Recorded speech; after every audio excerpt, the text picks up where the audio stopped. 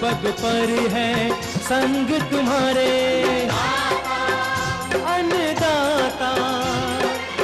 लहू किसानों का बन के पसीना सींचता है धरती का सीना। मेहनत का तेरी हक दिलवाने, नई तकनीक नई खोज बताने।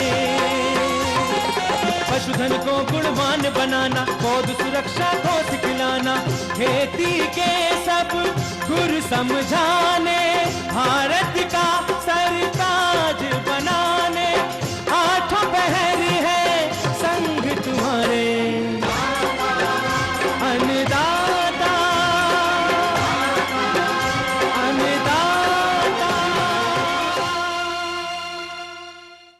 नमस्कार, मैं हूं नीलू। आप सभी दर्शकों का अन्नदाता कार्यक्रम में स्वागत करती हूं। हर रोज की तरह कार्यक्रम में लेकर आई हूं खेतीबाड़ी से जुड़ी हुई बहुत सी लाभकारी जानकारियां। तो चलिए सबसे पहले देखते हैं क्या है विशेष आज के कार्यक्रम में। शून्य जुताई यंत्र से गेहूं की बुआई पर तकनीकी जानकारी,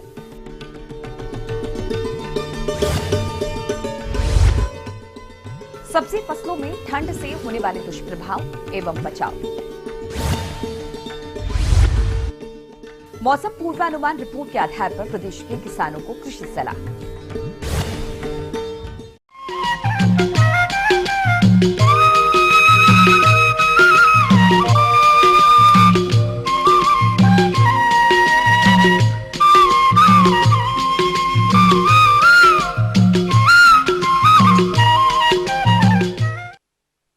हमारे राज्य के जो किसान धान की फसल लेने के बाद रबी में गेहूं की खेती करते हैं, वो गेहूं की बुआई समय से नहीं कर पाते। साथ ही इसके लिए खेत की तैयारी आदि पर खर्च भी अधिक होता है। ऐसी परिस्थितियों में किसान शून्य जुताई यंत्र से बिना खेत तैयार किए ही सीधे गेहूं की बुआई कर सकते हैं। तो इस शून्य जुताई यंत्र का प्रयोग आप कैसे करें और इसकी खासियत क्या क्या है, आइए इन सभी बिंदुओं पर पूरी जानकारी लेते हैं कृषि विज्ञान केंद्र वाराणसी के इंजीनियर बीबी सिंह से। किसान भाइयों, ये दिसंबर का दूसरा पखवाड़ा चल रहा है। गेहूं की बुआई का ये समझ लीजिए अंतिम समय चल रहा है। तो इसके बाद जो बुआई होती है उसमें उत्पादन में कमी आ जाती है और खेत की तैयारी करने में ही 1-2 हफ्ते निकल जाते हैं। तो बुआई में देरी होती है जिससे उत्पादकता पे प्रतिकूल प्रभाव पड़ता है। इसके लिए किसान भाइयों आप लोगों को ये सलाह दी जाती है कि जो गेहूं की बुआई है वो 0 टिल मशीन से करें। इससे आपके समय की बचत होगी। जैसा कि इसके नाम से है कि 0 टिल माने शून्य जुताई। ऐसी जगह हैं जहां देर से वोट आता है, खेत की तैयारी में समय लगता है, वहां पे अगर ये शून्य जुताई मशीन से 0 टिल मशीन से बुआई करें तो इससे आपको कई सारे लाभ मिल जाते हैं। जीरो टिलेज तकनीक धान की कटाई कर खेत की जुताई किए बिना जीरो टिल फर्टिकम सीड ड्रिल द्वारा गेहूं की बुवाई करने की उन्नत विधा है। धान की कटाई के बाद जो ही मिट्टी की नमी उपयुक्त अवस्था में आ जाए तो जीरो टिल मशीन द्वारा गेहूं की बुवाई करना चाहिए। खेत में चलते समय जब पैर थोड़ा थोड़ा दबता महसूस होने लगे तो उस समय से ही इस मशीन को उपयोग किया जा सकता है। जीरो टिल मशीन में 2 बक्से होते हैं। आगे वाले उर्वरक और पीछे वाले बक्से में बीज भरना चाहिए। जीरो टिलेज मशीन द्वारा केवल दानेदार उर्वरक प्रयोग करना चाहिए। इस मशीन में मिट्टी चीरने वाले 9 या 11 फाल लगे रहते हैं, जो मशीन को ट्रैक्टर में बांधने के बाद खेत में पतली कूट चीरते हैं, जिनमें उर्वरक एवं बीज 4 से 5 सेंटीमीटर की गहराई पर गिरता है। यानी कि खेत थोड़ा ज्यादा नम रहने पर भी इस मशीन को उपयोग कर बुवाई की जा सकती है। बुवाई से पूर्व जीरो टिलेज सीड कम फर्टी ड्रिल को इस प्रकार नियंत्रित कर लेना चाहिए जिससे कि बीज एवं उर्वरक निर्धारित दर एवं दूरी पर ही करें। देर से धान कटाई के समय नमी कम होने की संभावना हो तो उस समय हल्की सिंचाई कर देनी चाहिए। इस प्रकार बुवाई से लगभग 15 से 20 दिन समय की बचत होती है। अगर जीरो टिल से आप बुआई करते हैं तो एक तो आपको खेत की तैयारी करने में जो लागत आती है वो नहीं आएगी। पहली सिंचाई जब हम कहते हैं हल्की करने के लिए वो ज़्यादा हो जाती है जुताई के बाद। शून्य जुताई से उसमें पानी कम लगेगा, खरपतवार कम पैदा होंगे।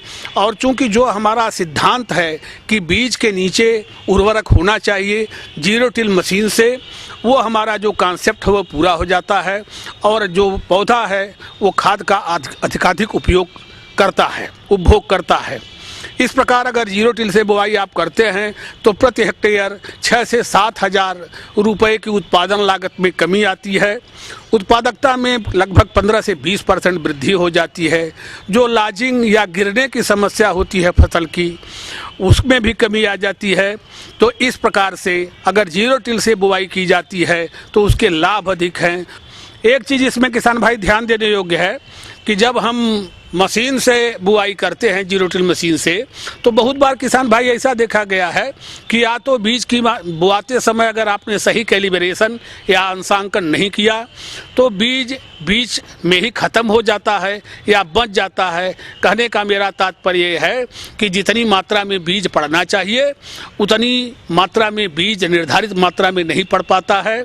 तो बुआई से पहले ही जीरो टिल मशीन का अंशांकन कर लें, उसका कैलिब्रेशन कर लें। जीरो टिल मशीन जैसा कि आपको मालूम होना चाहिए कि जैसे सीड कम फर्टी ड्रिल मशीन होती है, उसी तरह जीरो टिल मशीन भी होती है और उसमें भी 2 बक्से होते हैं। एक उर्वरक का बक्सा होता है, दूसरा बीज का बक्सा होता है और 2 अलग अलग नलिकाओं से जो है वो उर्वरक और बीज गिरता है। केवल जो उनके टाइन्स हैं जो नीचे ज़मीन में चीरा लगाते हैं, तो जीरो टिल जो मशीन है उसमें वी आकार का केवल चीरा लगता है और उस चीरे में नीचे उर्वरक गिरता है और उसके ऊपर बीज गिरता है। तो जब जमाव होता है तो तुरंत जो जड़ें जब विकसित होती हैं तो वो पौधा उर्वरक के संपर्क में आ जाती हैं और इससे उसका अधिकाधिक उपयोग ले लेता है। तो इस प्रकार से अगर आप जीरो टिल से बुआई करना चाहते हैं तो पहले अपनी मशीन के कैलिब्रेशन करें।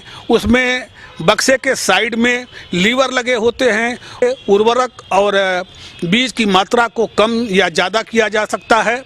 तो उन पहले खड़े ज़मीन पे ही उसको थोड़ा टाइम्स ऊपर उठा करके नीचे पेपर या कुछ बिछा करके जो उसकी पावर व्हील है उसको एक चक्कर चला करके देख लें कि कितनी उर्वरक की मात्रा गिरती है। एक मोटा मैं आपसे बता दूं कि अगर इस सीजन में आप बुआई कर रहे हैं तो अगर एक चक्कर आप पावर व्हील को घुमाते हैं तो एक टाइम से उसमें 55 से 60 दाने गिरने चाहिए। अगर इसके बाद आप और देर से बुआई करते हैं तो आपको बीज की मात्रा बढ़ानी पड़ेगी। अगर दिसंबर के अंतिम सप्ताह तक आप जाते हैं तो 60 से 65 दाने जो है एक चक्कर में गिरने चाहिए। अपने क्षेत्रानुसार जो भी प्रजातियां अनुमोदित की गई हैं, उनका ही चयन करके बुवाई करनी चाहिए।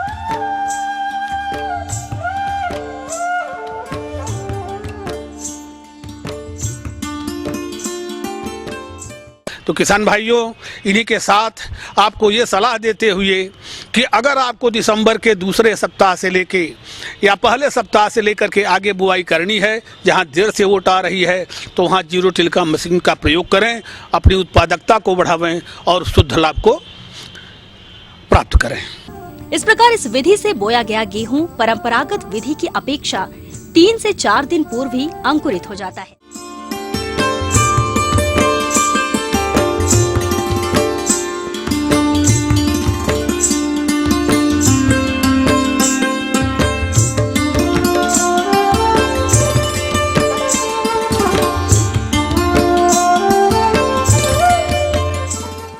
ये थी कुछ उपयोगी जानकारियां। अब लेते हैं एक छोटा सा ब्रेक, जल्द लौटेंगे और कार्यक्रम में आगे है महत्वपूर्ण जानकारियां। बने रहिए हमारे साथ।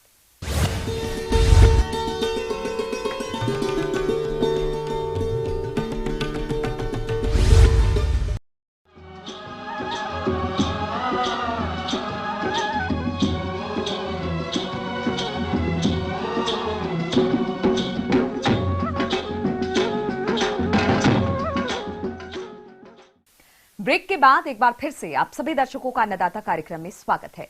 बढ़ते हैं अगली प्रस्तुति की ओर।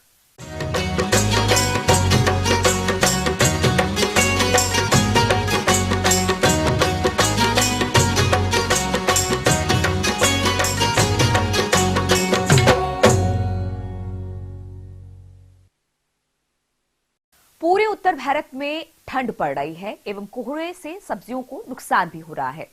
मौसम विभाग के अनुसार आने वाले दिनों में अधिक ठंड बढ़ेगी और कोहरा भी दिन प्रतिदिन बढ़ता रहेगा। इससे सब्जियों की फसल को नुकसान हो सकता है। ऐसे में सब्जी वाली फसलों को ठंड से आप कैसे बचाएं, इस बारे में विस्तार से बता रहे हैं कृषि वैज्ञानिक डॉक्टर SP तोमर। उनका सब्जियों पर ऑलमोस्ट जो है आलू और जो हमारी टमाटर की फसलें हैं उन पर और जो बेल वाली फसलें हैं उन पर विशेष प्रभाव पड़ता है। किसान भाइयों, प्रदेश में बढ़ती ठंड के मिजाज का असर अब खेत में लगी फसलों पर भी देखने को मिल रहा है। किसानों का कहना है कि अत्यधिक ठंड के कारण फसलों के अंकुरण पर तो प्रभाव पड़ता ही रहा है, साथ ही इसमें कई तरह की बीमारियां भी देखने को मिल रही हैं।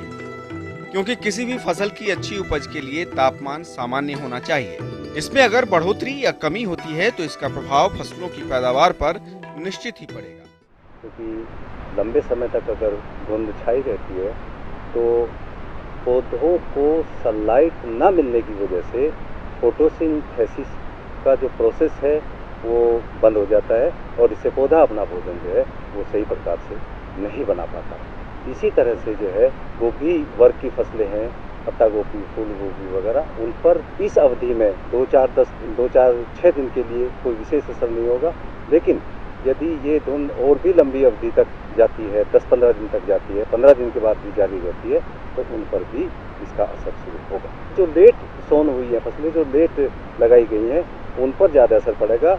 जो पुरानी फसलें हैं अक्टूबर के महीने में जो किसानों ने जिनकी बिजाई की हुई है वो लगभग पककर तैयार है और अब किसान उनको खेत से निकालने की तैयारी में है, इसलिए उन पर कोई इतना ज़्यादा विशेष प्रभाव नहीं है। प्रदेश में कुछ दिन से पड़ रहे घने कोहरे ने ठंड बढ़ाने का काम किया है, जिससे कि कुछ दिनों बाद फसलों पर पाले का भी प्रभाव देखने को मिल सकता है, जो कि सब्जी वर्गीय फसलों के लिए बेहद हानिकारक साबित हो सकता है, जिससे कि किसानों को आर्थिक नुकसान उठाना पड़ सकता है। तो इन सभी दुष्प्रभावों से बचाव के लिए कौन से उपायों को अपनाएं, आइए जानते हैं। समस्या इसमें जो है अभी जो हमने देखा है पौधों में वो थोड़ा लेट ब्लाइट का है।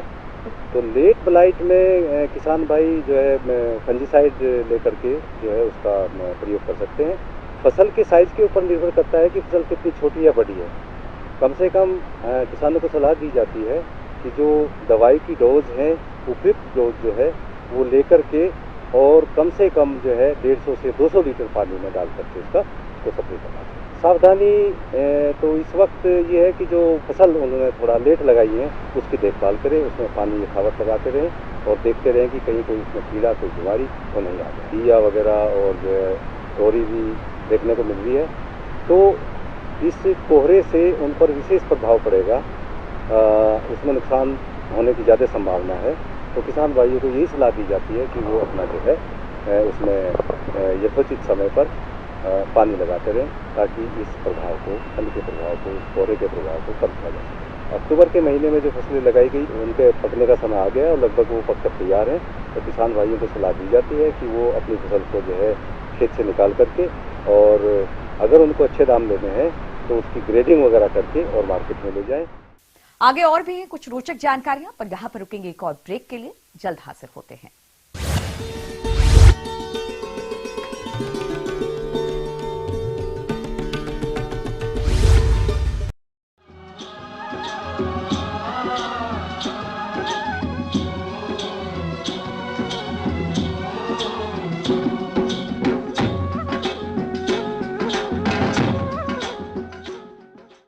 ब्रेक के बाद आप सभी दर्शकों का स्वागत है।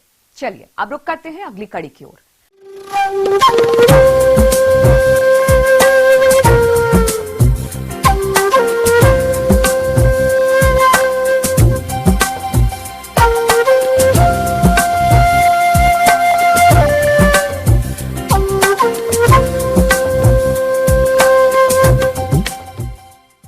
मौसम के अनुसार प्रबंधनों पर ही टिकी है आपकी खेती बाड़ी, इसलिए मौसम पूर्वानुमान और उस पर आधारित साप्ताहिक की कृषि सलाह इस प्रकार है। कृषि एवं मौसम विभाग के वैज्ञानिक डॉक्टर एच.एस. कुशवाहा द्वारा भेजे गए मौसम पूर्वानुमान रिपोर्ट के आधार पर इस सप्ताह पंतनगर एवं इससे लगे उत्तराखंड राज्य के ऊधम सिंह नगर एवं नैनीताल जिलों के मैदानी क्षेत्रों तथा इससे लगे पश्चिमी उत्तर प्रदेश के मुरादाबाद, रामपुर, बिजनौर, पीलीभीत, शाहजहांपुर, बरेली एवं बदायूं जिलों में इस सप्ताह के संभावित कम तापमान एवं मध्यम से घना कोहरा गेहूं की फसल में अधिक संख्या में कल्ला बनने में सहायक रहेंगे।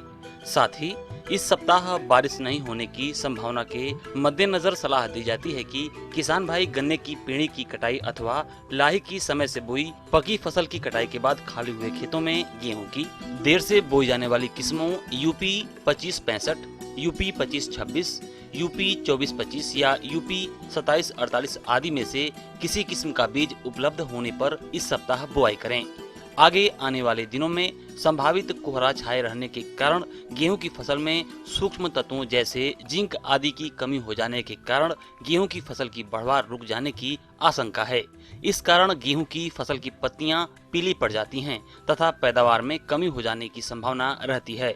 अतः सलाह दी जाती है कि किसान भाई गेहूं के खेत में घूमकर देख लें। यदि गेहूं के किसी खेत में ये लक्षण दिखाई दे रहे हों तब उस खेत की फसल में 2.5 किलोग्राम जिंक सल्फेट और 2 किलोग्राम यूरिया का प्रति 400 लीटर पानी में घोल बनाकर प्रति एकड़ की दर से छिड़काव दोपहर के समय मौसम साफ होते ही उस समय करें जब धूप खिली हो तथा फसल की पत्तियों पर ओस जमा न हो। इसके साथ ही यह भी देख लें कि फसल 30 से अधिक दिनों की न हो।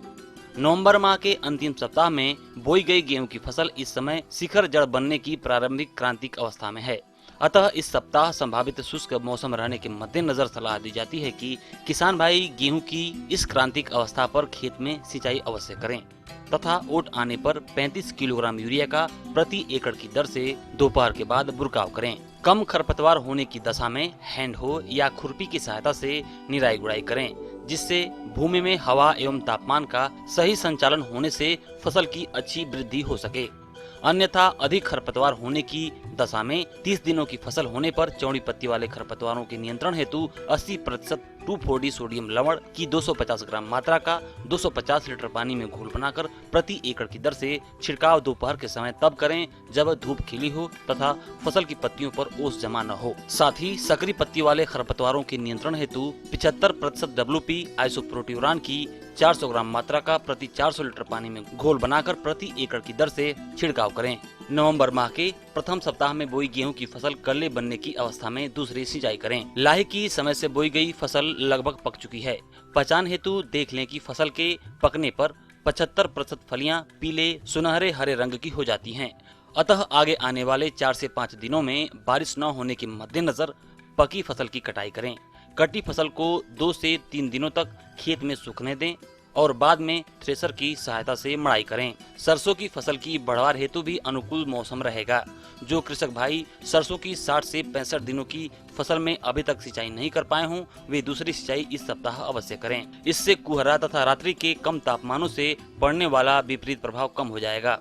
ऐसे मौसम में सरसों की फसल में किसी प्रकार के कीट या बीमारी के लगने की कोई संभावना नहीं है। अतः किसी प्रकार के कीटनाशी या फफूंदनाशी दवा का कोई छिड़काव फसल पर न करें। इस सप्ताह रात्रि के तापमानों में गिरावट होने के कारण आम, अमरूद, लीची एवं नींबू वर्गीय फलों के नए एवं छोटे पौधों को ठंड एवं कोहरा के प्रकोप से बचाने हेतु बागों में सिंचाई कर दें तथा यदि संभव हो तब धान की पुआल या गन्ने की पत्तियों से इस प्रकार बांधें कि दक्षिण दिशा की ओर द्वार खुला रहे, जिससे कि दिन के समय पौधों को प्रकाश मिलता रहे। लीची के वृक्षों से अधिक फलन हेतु वृक्षों के ऊपर सुहागे का 0.1% तथा यूरिया का 2% का घोल बनाकर समान रूप से छिड़काव करें।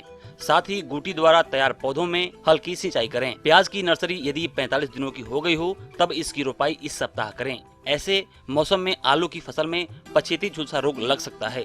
अतः लक्षण दिखाई देते ही मैंकोजेब फफूंदनाशी की 0.2% घोल का इस सप्ताह अवश्य छिड़काव करें। साथ ही प्रभावित फसल में सिंचाई न करें तथा यूरिया का बुरका भी रोक दें। आलू की 45 से 50 दिनों की स्वस्थ फसल में इस सप्ताह सिंचाई करें। यूरिया का हल्का बुरकाव कर मिट्टी चढ़ा दें। दूध देने वाले पशुओं को संतुलित आहार खिलाएं। भूसे में गन्ने का अगोला बराबर मात्रा में मिलाकर खिलाएं। स्वच्छ पानी पिलाएं। रात्रि के तापमानों में हो रही गिरावट के कारण पशुओं को ठंड से बचाने हेतु रात्रि के समय अंदर बांधना जारी रखें तथा उनके नीचे बिछावन बदलते रहें, जिससे कि पशुओं को बैठने में आराम रहे। दिन के समय पशुओं को धूप में बाहर खुले में बांधें तथा उनके बैठने के स्थान को बदलते रहें।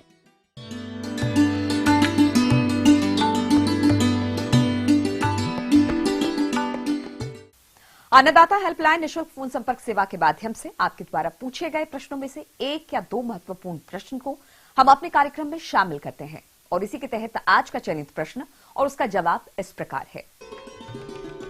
निःशुल्क अन्नदाता हेल्पलाइन में आज हमने जिस प्रश्न को शामिल किया है उसे पूछा है जखनी गाजीपुर के बलवीर कुशवाहा ने।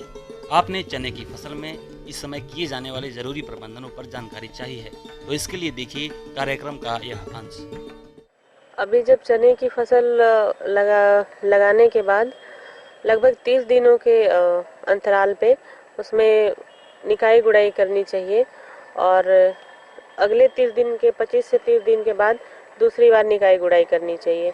2 बार उसमें वीडिंग की ज़रूरत पड़ती है जिससे उसके जो पौधे की बढ़वार है वो अच्छी तरह से हो सके। प्री इमर्जेंस के बाद भी कुछ जैसे बथुआ है या फिर भांग की है, उसकी ग्रोथ फिर भी हो ही जाती है खेतों में और वो हमारे जो चने के पौधे हैं उसको दबा देते हैं, उसके ग्रोथ को पूरी तरह से उसको स्पेस नहीं देते हैं जिससे चने की बढ़वार रुक जाती है। तो इस स्थिति में अगर उसको हाथ से निकलवा दे या फिर 2 रो के बीच अगर रो में लगा रखा है और उसमें काफ़ी स्पेस है थोड़ी, तो उसमें वीडर चला सकते हैं, हैंड वीडर, उससे भी बीज के निकाल सकते हैं। और जो चने के बीच के हैं पौधे से पौधे के बीच में जो है उसको हाथों से निकाल सकते हैं। इसमें कम लेबर भी लगता है, प्रोटेक्शन भी, चने का जो पौधे की सुरक्षा है वो भी हो जाती है। किसान भाइयों, अगर बात करें चने की फसल में सिंचाई की, तो इसमें प्रथम सिंचाई आवश्यकता अनुसार बुआई के 45 से 60 दिन के बाद फूल आने से पहले तथा दूसरी सिंचाई फलियों में दाना बनते समय की जानी चाहिए। यदि जाड़े की वर्षा हो जाए तो दूसरी की आवश्यकता नहीं पड़ती है। फूल आते समय सिंचाई ना करें। तो सिंचाई के लिए अगर जरूरत हो, इस बार तो बारिश अच्छी हुई है तो मॉइस्चर रहता है मिट्टी में, अगर नहीं हो तब हल्की स्प्रिंकलर इरिगेशन कर सकते हैं, वो भी बिफोर फ्लावरिंग के बाद एप्लीकेशन ऑफ वाटर या सिंचाई की आवश्यकता नहीं है। फर्टिलाइजर है वो हम एक बेसिक डोज में देते हैं और सॉइल में एप्लीकेशन करते हैं उसके, और सीड के साथ ट्रीटमेंट भी करते हैं। जैसे राइजोबियम दे दिए, जो बायो फर्टिलाइजर है वो राइजोबियम, पीएसबी वगैरह हम चने के बीज में ट्रीटमेंट करके डाल देते हैं और जितने भी फर्टिलाइजर है उसकी बेसिक डोज डाल देते हैं। बाद में इसमें फर्टिलाइजर डालने की आवश्यकता नहीं है क्योंकि राइजोबियम अपने आप उसको नाइट्रोजन जो रिक्वायरमेंट है वो पूरे फसल के लिए दे देता है। इसके साथ ही साथ बाद वाले फसल को भी जो राइजोबियम कन्वर्ट करता है नाइट्रोजन को, उससे फायदा होता है। इसमें मुख्यतः रोगों में विल्ट आती है। किसान भाइयों, चने की फसल में अगर बात करें रोगों की, तो इसमें मुख्य रूप से उकठा रोग का प्रकोप होता है। इस रोग के लगने से पौधे मुरझाकर सूख जाते हैं और यदि पौधे की जड़ को बीच से चीरकर देखा जाए तो अंदर का रंग भूरा या काला दिखाई देता है। तो आप इसकी रोकथाम किस प्रकार से करें, आइए जानते हैं। विल्ट के लिए अच्छी बीज लें, अच्छी क्वालिटी के, जो प्रतिरोधक क्षमता जिसमें मौजूद है वो कर सकते हैं। अगर थोड़े बहुत हैं तो उसको अपरूट करके निकाल देते हैं। कीटनाशक के रूप में इंडोक्साकार्ब या प्रोपेनोफॉस डालते हैं जब उसकी 50% फ्लावरिंग हो जाती है और 50% पॉड फिलिंग। इस 2 स्टेज पे हम इसमें छिड़काव करते हैं प्रोपेनोफॉस का या फिर इंडोक्साकार्ब का। इंडोक्साकार्ब का डोज है 1 मिलीलीटर प्रति लीटर के हिसाब से उसमें डालते हैं और प्रोपेनोफॉस 1.5 मिलीलीटर प्रति लीटर के हिसाब से हम उसका छिड़काव करते हैं। तो किसान भाइयों, अगर आप बताई गई सारी गतिविधियों को अपनाकर फसल का प्रबंधन करते हैं तो चने की फसल से अच्छा उत्पादन प्राप्त कर सकते हैं।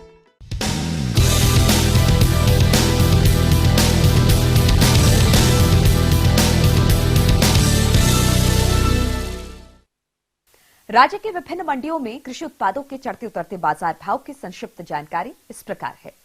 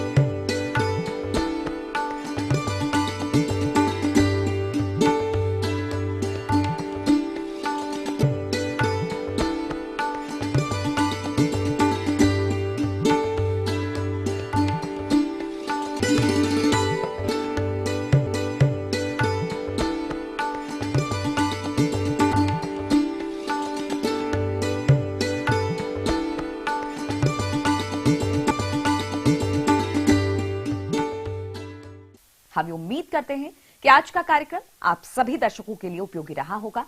किसान भाइयों, अन्नदाता आपकी सेवा के लिए संकल्परत है।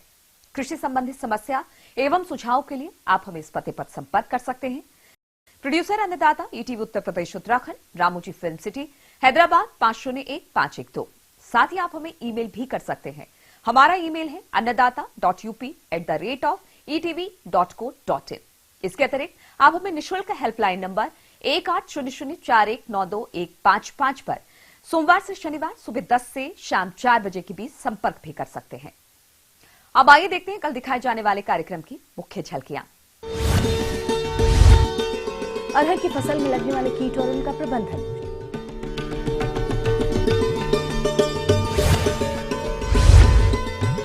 शिमला मिर्च की खेती एक युवा किसान की सफलता की कहानी।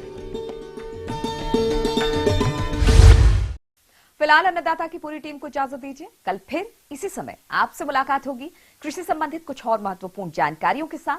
तब तक के लिए नमस्कार।